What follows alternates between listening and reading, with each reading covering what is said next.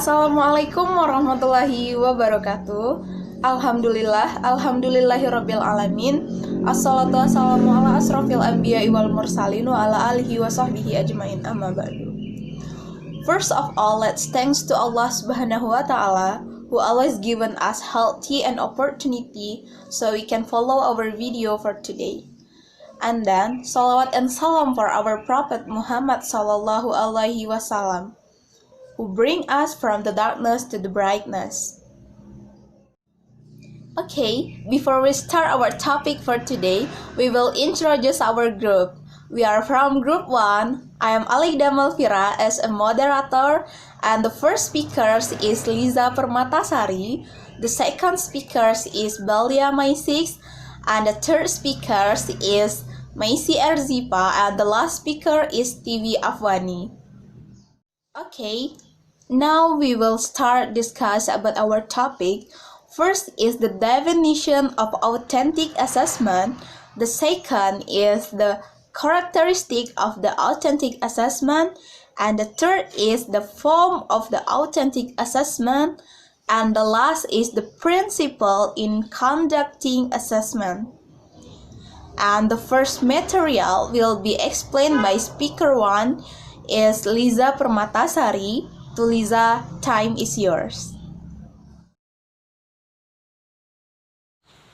Baiklah, saya akan menjelaskan tentang pengertian penilaian autentik.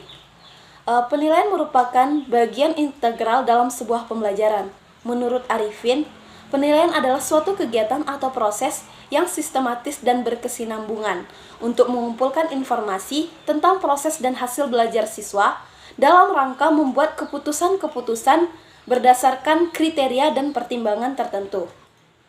Penilaian autentik adalah kegiatan menilai peserta didik yang menekankan pada apa yang seharusnya dinilai, baik hasil maupun proses dengan berbagai instrumen penilaian, disesuaikan dengan tuntutan kompetensi yang ada pada standar kompetensi atau kompetensi inti dan kompetensi dasar, menurut Kunandar 2013. Thank you to Liza Permatasari, and the second material will be explained by Belia Maisik. To Belia, please welcome.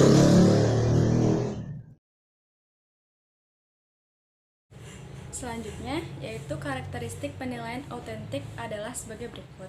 Yang pertama, bisa digunakan untuk formatif maupun sumatif. Pencapaian kompetensi terhadap satu kompetensi dasar atau formatif maupun pencapaian terhadap standar kompetensi atau kompetensi inti dalam satu semester atau sumatif. Yang kedua, yaitu mengukur keterampilan dan performansi, bukan mengingat fakta, menekankan pencapaian kompetensi keterampilan, skill, dan kinerja atau performance, bukan kompetensi yang sifatnya hafalan dan ingatan. Yang ketiga yaitu berkesinambungan dan terintegrasi, merupakan satu kesatuan secara utuh sebagai alat untuk mengumpulkan informasi terhadap pencapaian kompetensi siswa. Yang keempat yaitu dapat digunakan sebagai feedback, dapat digunakan sebagai umpan balik terhadap pencapaian kompetensi siswa secara komprehensif. Selanjutnya yaitu ciri-ciri dan karakteristik penilaian autentik. Berikut adalah ciri-ciri penilaian autentik. Yang pertama yaitu mengukur semua aspek pembelajaran, yakni kinerja dan hasil atau produk. Yang kedua, dilaksanakan selama dan sesudah proses pembelajaran berlangsung. Yang ketiga, menggunakan berbagai cara dan sumber. Keempat, tes hanya salah satu alat pengumpulan data penilaian. Yang kelima, tugas-tugas yang diberikan mencerminkan bagian-bagian kehidupannya setiap hari. Yang keenam, penilaian harus menekankan kedalaman pengetahuan dan keahlian, bukan keluasannya atau kuantitas. Thank you to Belia, and the third speaker is Maisi Erzipa. To Maisi, time is yours.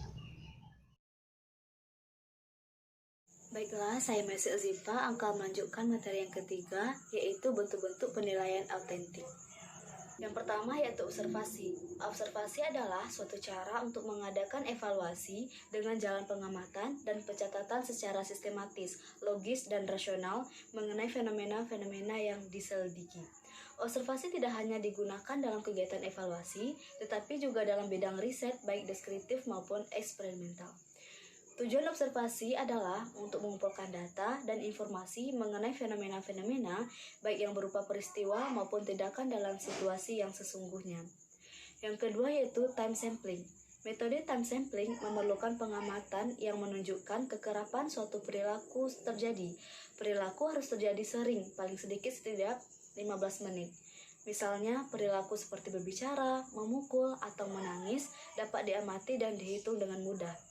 Sedangkan perilaku memecahkan masalah tidak dapat diamati menggunakan metode ini, karena perilaku seperti itu tidak jelas bagi pengamat dan tidak mudah dihitung. Yang ketiga yaitu unjuk kerja. Penilaian unjuk kerja merupakan penilaian yang dilakukan dengan mengamati kegiatan peserta didik dalam melakukan sesuatu. Penilaian ini cocok digunakan untuk menilai ketercapaian kompetensi yang menuntut peserta didik menunjukkan unjuk kerja. Unjuk kerja yang dapat diamati seperti bermain peran, memainkan alat musik, bernyanyi, membaca puisi, atau deklamasi, menggunakan peralatan laboratorium, dan mengoperasikan suatu alat. Yang terakhir adalah penilaian produk atau hasil karya. Penilaian produk adalah penilaian terhadap keterampilan dalam membuat suatu produk dan kualitas produk tersebut. Penilaian produk tidak hanya diperoleh dari hasil karya saja, tetapi juga proses pembuatannya. Penilaian produk meliputi penilaian terhadap kemampuan peserta didik membuat produk-produk teknologi dan seni, seperti makanan, pakaian, hasil karya seni, patung, lukisan, gambar, barang-barang yang terbuat dari kayu, keramik, plastik, dan logam. Baiklah, sekian materi dari saya. Okay, thank you to Macy. And the last material will be explained by the last speaker is Tiwi Afwani. To Tiwi, please welcome.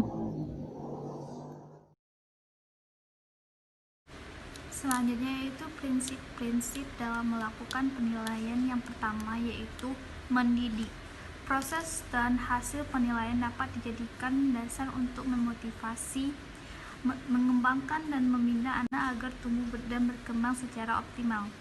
Yang kedua yaitu berkesinambungan. Penilaian yang dilakukan secara terencana, bertahap dan terus-menerus untuk mendapatkan gambaran tentang pertumbuhan dan perkembangan sang anak. Yang ketiga yaitu objektif.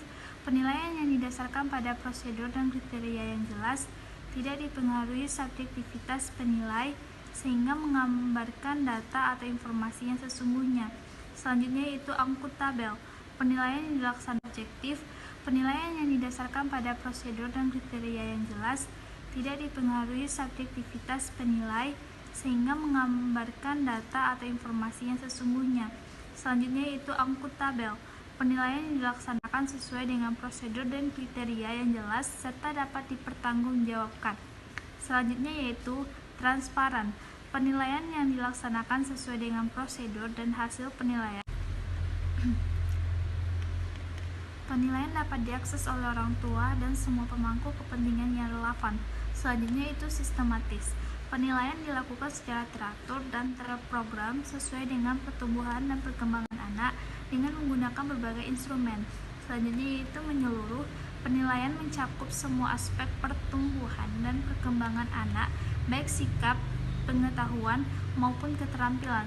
Penilaian mengakomodasi anak dengan menggunakan berbagai instrumen. Selanjutnya yaitu menyeluruh. Penilaian mencakup semua aspek pertumbuhan dan perkembangan anak, baik sikap, pengetahuan, maupun keterampilan. Penilaian mengakomodasi seluruh keragaman budaya, bahasa, sosial, ekonomi, termasuk anak yang berkebutuhan khusus. Selanjutnya itu bermakna. Hasil penilaian memberikan informasi yang bermanfaat bagi anak, orang tua, dan pihak-pihak orang lain yang relevan. Terima kasih. Okay, that's all from our group, and we are so sorry for our mistake in this video. For the explanation and the others, we are so sorry. And big thanks for Allah Subhanahu wa Ta'ala who always given our group healthy and opportunity so we can finishing our paper and our presentation video. And big thanks for our lecturer is Mrs. Neni Mahyudin MPD who always guide us to finish our paper and our video. And big thanks for our parents, our friends, and the others. And thank you so much. And don't forget to like, comment, share, and subscribe to our video. And wassalamualaikum warahmatullahi wabarakatuh.